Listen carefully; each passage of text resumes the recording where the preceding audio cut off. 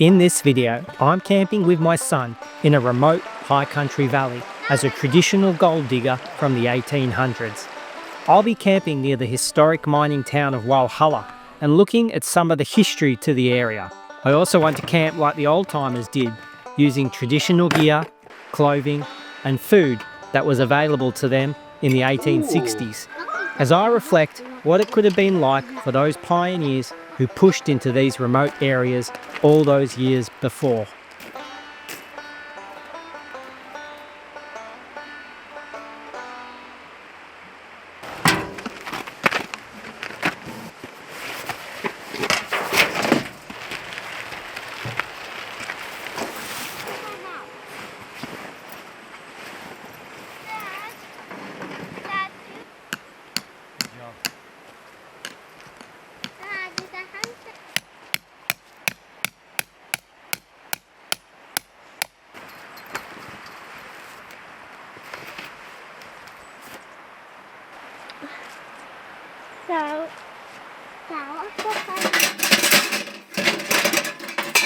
Daddy, can I help you? Sure. Okay, you go on the inside and help me get it in right, okay? Okay. Is it in? Put that one there?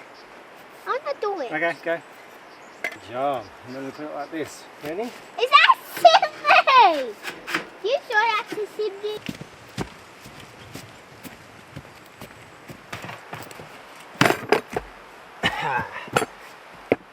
Well, g'day everyone.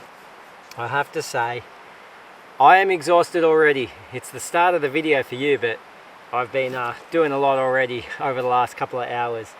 So anyway, in this video, I've taken my 5-year-old son and we've come for a bit of a camp in a historic area. We're just outside of the township of Walhalla, which was a historic gold mining town. And we want to camp as a late 1800s gold digger would have camped back in the day. And my 5-year-old son has been begging me to take him for a camp for quite a long time now, just me and him. So I said, you know what, I'll take you. And this is not going to be, you know, a big adventurous camp or anything like that. We're in a campground that you can get to by the car. I actually brought the wheelbarrow with me because I thought, you know, I might walk a little bit along the river and set up on the riverbank. And I did do that. I looked at the riverbank and I ummed and ahed for a few hours just because there is a bit of rain coming in tonight and tomorrow, and you know the river can rise, it's winter. I just didn't feel comfortable setting up right on the riverbank, especially with my son with me. So we've opted a little bit higher up on this little grassy area. But you know what? That's actually more accurate to how gold diggers would have set up on a river bank like this, or a river bend, because they would have mined the bend. The inside bend would have had gold, but they would have had their tents and their camps situated up higher because of things like flash flooding, obviously. So tonight I'm in the canvas TP tent. This is the home camp tent, and canvas tents with an A-frame, bell tents, TP tents, they were all scattered throughout the goldfields. And hot tents were actually around in the late 1800s, believe it or not. They would have had different styled stoves, more of a conical stove called the Sibley stove. But they would have had stoves, they would have had canvas tents, so this is accurate to what they would have camped in. Anyway, I'm going to get the bedding and stuff all set up. It's getting later and we still want to go to Walhalla today to check out the town. For me, on a stretcher bed, they actually used to call these things cots, which was a canvas bed, which was usually on a wooden frame. This is a metal frame, but they did have cots back in the late 1800s. I've got a woolen doona. And I do have a woolen blanket with me as well. Now for my son, I like to get something special tonight. This is just an oil skin, but this is a sambar deer, a juvenile sambar deer that we shot on our property, our hunter friend. And this is my first skin that I've ever tanned. And yeah, my first hide, and I'm pretty happy with this. Now Scotty from Southernland Bushcraft is the one who helped me really explain how to do it for me, and look, I'm pretty happy with how it's turned out. And my son Elisha is going to be sleeping on this. He's pretty excited about that. In my chest, socks, spare clothes for me and Elisha, so we're nice and warm tonight. flour, my knife, tobacco pipe, mugs, cups, things like that. These are all things that a digger on the goldfields would have had with him back in the day. Just a bunch of supplies. I'll show you. Yep. Here there's our tucker bag with our food. And yeah, we're going to bring this into the tent with us. Now, bringing this wheelbarrow with me was a bit of overkill. Like I said, I thought I might be able to walk quite a bit of a distance. I've opted, just to make it easier for myself, I've opted on this little spot. Now, old fellas actually in the gold rush days did carry all their belongings on wheelbarrows, and there's photos of old fellas carting stuff with their wheelbarrows, so it's definitely something that they would have carted.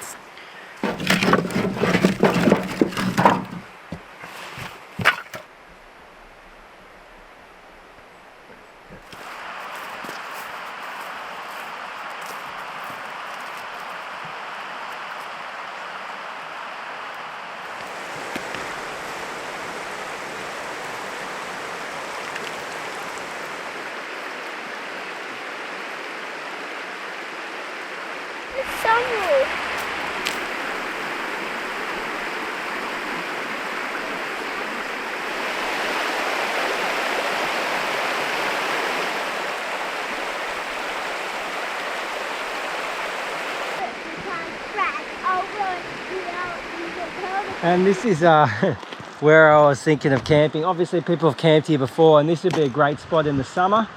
As I said, I wanted to set the hot tent up here. It would have been absolutely beautiful, but I didn't want to risk it just because there's quite a bit of rain coming in tomorrow, and I wouldn't think the river would raise up this high, but I'm camping with a little 5-year-old kid. I don't want to take that risk. So I've camped where I've camped, and that's all right, you know. Now the old fellas back in the day, they would have worked bends like this. You know, you have a corner around like that, and then that inside bend over there, they could have worked over there for gold. And this whole country near Walhalla is gold country, and there was lots of reefs around here that people were mining. Drop a comment below if you've ever been to Walhalla before, the historic town of Walhalla. And also we're going to go check out Walhalla now. The way I'm dressed, I'm probably going to look like I'm someone from the 1800s. I've got my old school leather boots on, found some nice high-waisted cotton trousers with some braces, and this is a Pendleton woolen shirt. So yeah, this is what they would have worn as well in the 1800s, and tried to get Elisha over there to look a little bit authentic at least. So I didn't really have 1800 clothes for him, but that's all right. Well, we're gonna, before the sun gets too low, we're gonna go check out Walhalla and some of the history of that area. Let's go.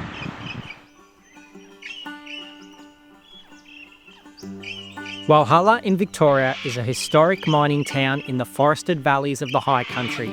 And up to today, many old buildings and artefacts remain from its gold mining days. The history of Walhalla Township begins in the 1860s. The popular goldfields of Ballarat and Bendigo had already made much of its fortunes, and so exploration further afield in Victoria was getting popular. In 1862, a party of prospectors led an exploration mission into this remote section of the mountains in the search for gold. Among the group of prospectors was Ned Stringer, a former convict and one of the key pioneers of Walhalla. He found signs of gold at the fork of a creek that flowed into the larger Thompson River. Although he registered this claim of gold in his name, he died later that year, and this famous creek was named Stringer's Creek in his memory. Word of this new gold deposit got out, and more prospectors headed out this way, including a John Hinchcliffe, who found what would be the single largest gold reef ever found in Victoria, Cohen's Reef. And so began the rush of settlement in the area. First were the gold panners, working the rivers and creeks. But quickly, those miners searching deep underground began to work. So here we have an incline shaft, which was founded by the Long Tunnel Company.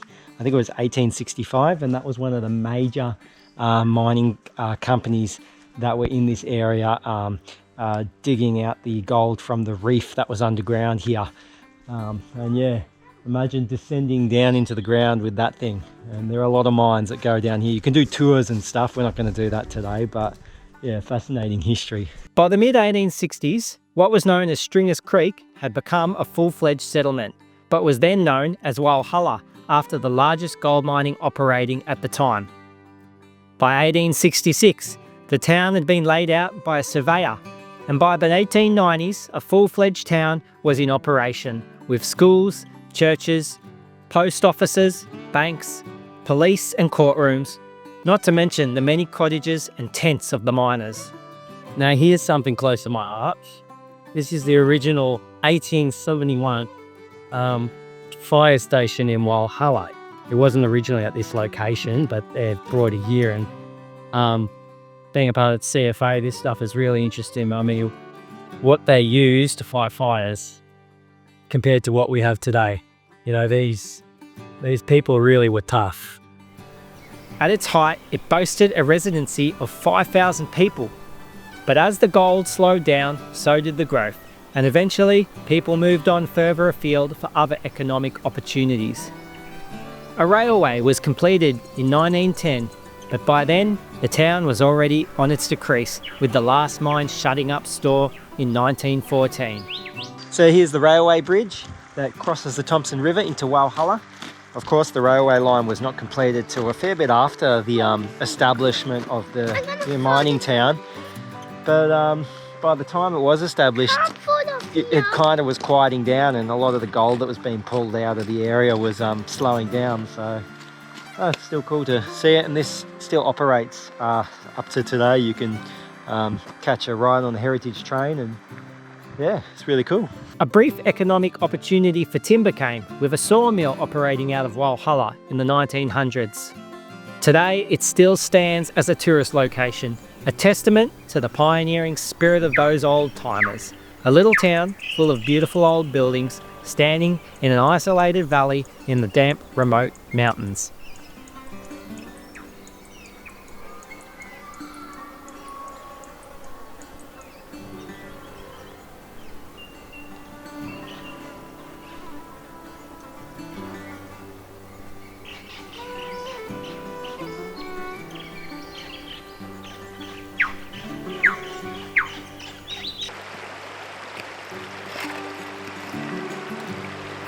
Have you found gold yet? Not yet. Not yet? Okay.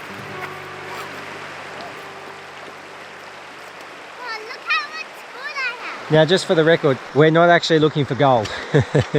One, people in the comments are probably going to complain, say that's not how you do it. Two, you're not allowed to pan in this particular river here. We're just having a bit of fun. He's having a bit of fun with the shovel and that. And he said he wanted me to take some pictures of him as he looks like a waltzing Matilda, which he definitely does right now. It's actually really hard to find areas where you can pan in this area, go gold prospecting and fossicking. There is a few creeks in the area, which I've done before. I'll link to a previous video that I've done before in this area, but most of the main rivers and that, you're not allowed to pan for gold. And you know what, it's kind of frustrating if you think about it, because I just feel like there's so many restrictions these days on recreational bush users, from hunting to fishing to gold panning and fossicking, and it just and forward driving, and it just keeps getting more and more and more. And if you look at what we could do 20 years ago, even just 10 years ago, to the restrictions we have on us now, we just keep adding more restrictions and more restrictions and more restrictions. And you know, the whole reason for it is they say that, you know, we've got to keep people out from doing this. Oh, good stuff, man. It's a lot of gold.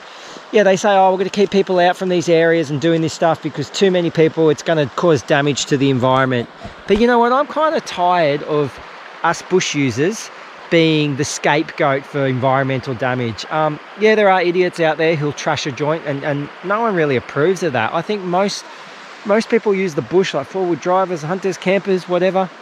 We want to protect these places for generations to come, but the common man is labelled as the, you know, too many of us, and we're going to damage the environment. So it's just best that we keep the common people out of the natural environment. Keep them from doing these things that they love. Keep a man away with just a shovel and a pan from finding a few specks of gold. But hey, mining corporations, you have free rein, go for gold, quite literally. they can damage the environment as much as they want. But no, we need to lock out the small man, the little man. And I just feel it's a part of a bigger agenda to crush our spirits in a way. And I'm really frustrated, and I feel like there's a lot of people who are frustrated, and a lot of people are starting to push back, and it's just getting ridiculous. We're not going to be a free nation, you know, in 10 years time, 20 years time. My kids are not going to be able to do this kind of stuff that I've been able to do. And it's a real shame. And I think, yeah, I think I'm fed up with it. A lot of people are fed up, and a lot of people are starting to push back. And, you know, if you're one of these environmental types who are like, no, we've got to limit, you know, shouldn't have campfires here. No, we don't want hunting. We don't want this. We don't want that. Like, I think you've been played, to be honest. I think you've been played to believe that it's us common folk that are the ones doing the damage, and that we're going to keep us out in nature. We are not the issue. Stop blaming us. Stop locking us out of these places, and we need to push back. So anyway, that's a little bit of a rant. Sorry about that. I am passionate about that, and I feel like there is a bit of a movement pushing back as well. Anyway, we're going to enjoy this camp. I'm going to go check out how much gold Elisha has got. How much gold you got, mate? Let's see. Oh, that's lots of gold. Well done.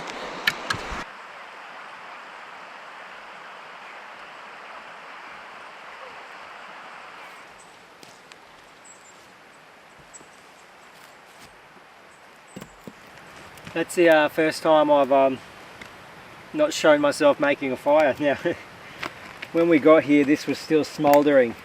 After I went on that big rant of how bush users, they take care generally of the place. Yes, some people obviously didn't put the fire out, which is a no-no. But anyway, I took advantage of it, put a few sticks on, and it took off. So we've got a nice little fire for here, but we will transfer later. Maybe we'll cook up dinner here, an early dinner here, and then transfer to the tent later. But have a look, someone left their tongs. And Elisha went straight in the water when he first got here, and his socks got all wet, and these are his only socks he's got here. So Dad, I smelled the golden. Did you? Smell the golden. What a beautiful spot. Really, it is nice. Dad. We had a bit of a disaster. Elisha's sock fell off. That was drying and got burned in the fire. Luckily, I did bring a change of socks from. So anyway, that's done. Do you want to throw it in the fire? Go on then, throw it in the fire. Now, come stand here and throw it right in the fire. There we go.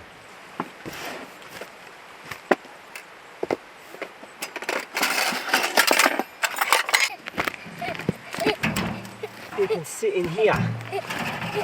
Yeah. All right. Now, the old fellas, the old diggers and things like that, they had a very limited diet because there wasn't much out here. Even vegetables, some people had little veggie patches, but they lived on mutton and damper, to be honest, flour. Now, I do have flour for tomorrow. I do have something extra nice to go with it, so stay tuned to watch that. But I didn't bring mutton out with me, but I do have plenty of deer meat in the fridge. So I'm going to cook up some samba steaks tonight. And for the boy, I did bring out some corn. Corn was around back in the day, but very rare. A bit of salt. For the salt? Yeah, on the deer meat. Dad, what's that for? Care of my sheep? Dad, is that how you take care of my sheep?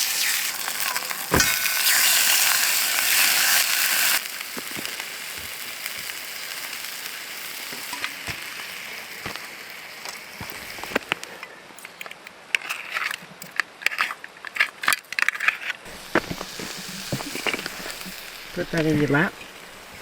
There's a fork. Tell me how it tastes.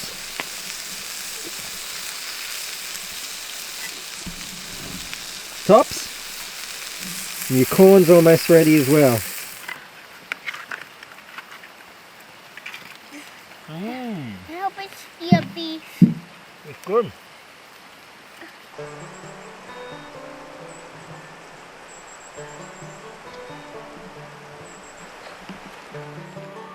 Hot. I can't think it's hot. It's not too hot. Try it.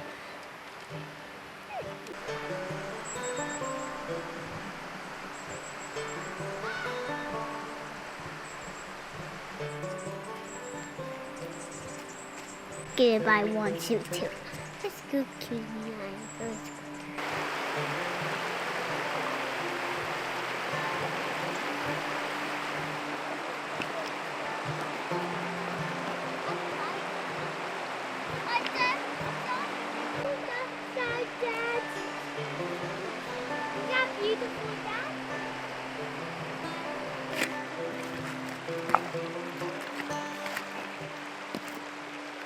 Time to crack a VB. Now, VB was made here in Victoria in 1854.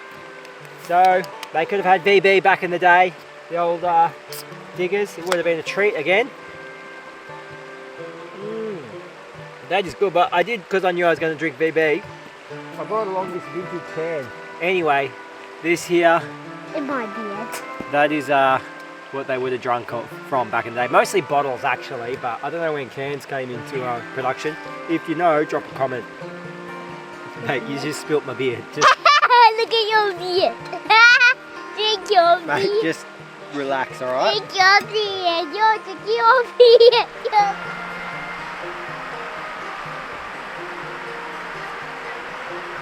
Well, Elisha's already in bed because he was feeling cold and it's time to transfer the fire across. But I'm going to get some light in here. Now, what I have here, this is a genuine antique kerosene lantern from the late 1800s, so accurate to the time period that I'm doing here. Now, something about kerosene lanterns. So, whale oil was the main fuel that was used for lighting lanterns back in the day. Candles and whale oil. Then mid-1800s, with the discovery of natural oils, kerosene came into being, and kerosene lamps mid-1800s to late 1800s. So on the goldfields, these were the kind of things that they definitely were using for lighting. Okay. Yeah. Is it good?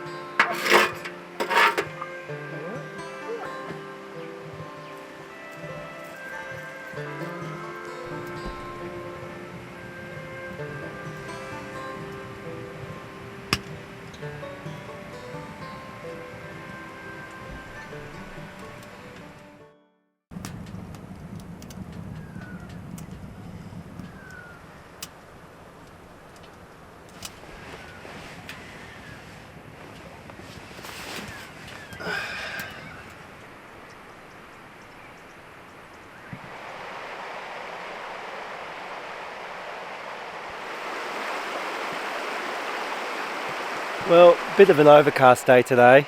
We will be packing up pretty early for this morning because there is a big weather event coming in midday today, and there's going to be a lot of snow as well up in the mountains here. So, but yeah, we're going to have gale force winds, rain, stuff like that down here. So we want to get out of here before that happens. Got really cold in the night, as it usually does. You know, my good feather down sleeping bag was with Elisha, so he was warm, but I was cold with the wool. Wool is always cold, but started the fire up again around 4 o'clock, and that was nice. Yeah, so it's been nice just to kind of slowly sleep next. I'm loving this hot tent setup. Just sleeping next to a fire in a tent is actually really, really nice. Kept having dreams of wild dogs trying to get under the tent and get to Elisha last night, because actually yesterday morning there was a wild dog attack I heard just nearby here in Walhalla, and wild dogs are really bad in this area apparently, and this attack, they actually went after a lady with her 2 dogs. So they're saying even when you have kids, you got to be really onto it. You know, there's actually signs in all the campgrounds around here saying, you know, careful of wild dogs. So yeah, when you got little kids like Elisha with me, you just you got to be extra cautious with that kind of stuff. Anyway, I reckon it's time for a coffee and a tea and a pipe. Did you have a good sleep on the deer? Yes. Yeah?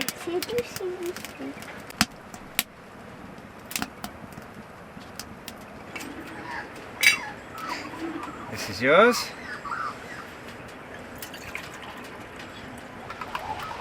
Yum.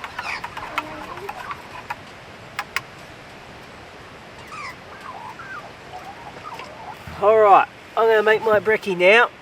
So, as I was saying, mutton usually was the meat of choice, and along with that most of the old fellas had flour and they'd make a damper with them. So that's what I'm going to do. I'm going to make a little damper ball, and I'm going to, while those coals are nice and hot, it's going to be a little bit of bread for brekkie. It's going to be yum. And that's it there. I'm going to chuck it in here, and I'm going to put that in the hot coals in my little stove. And the idea is you don't want fire, you just want hot coals. So I'll leave that in there for maybe 30-40 minutes and it should be good to go. Just waiting for that damper to cook down here by the river. And you know, it's great to reflect on the gold diggers and how they lived. Anyway, it's been really good just to camp out, just to take my son out for a camp, and he really wanted to get out for a camp. So, you know, camping in a car campground is not really what I do. I like going wild, but it was a bit hard with my boy to do a big mission. Not only that, I've not been in the best of health as I smoke a pipe for the last few weeks, so I've really just been doing overnight missions, just little one-night missions here and there. I haven't really been doing big adventures like survival challenges and stuff like that recently, but I will stay tuned, because I've got, at least for this year, I've got 2 big adventures that I want to do. Kind of survival, big distance wilderness adventures that I've got planned. They're going to take quite a bit of logistics to work out. I want to get at least 2 of those in by the end of the year. Stay tuned for that one. Otherwise, I hope you guys don't mind these smaller, just overnight videos that I'm doing. Just, yeah, while I take my boy out, while I'm just kind of recovering. Oh, yum! This is a digger's breakfast for sure. A bit of bread, that came out really good. Now, I have a wonderful treat here with me. This here is a bit of honeycomb from home, because we have bees. So, a honeycomb is delicious. But there is honey in here, so I'm going to put some. Oh, you're right in the way. Look at that. Come and sit. You want some? Mmm. Oh, hello. Look at this.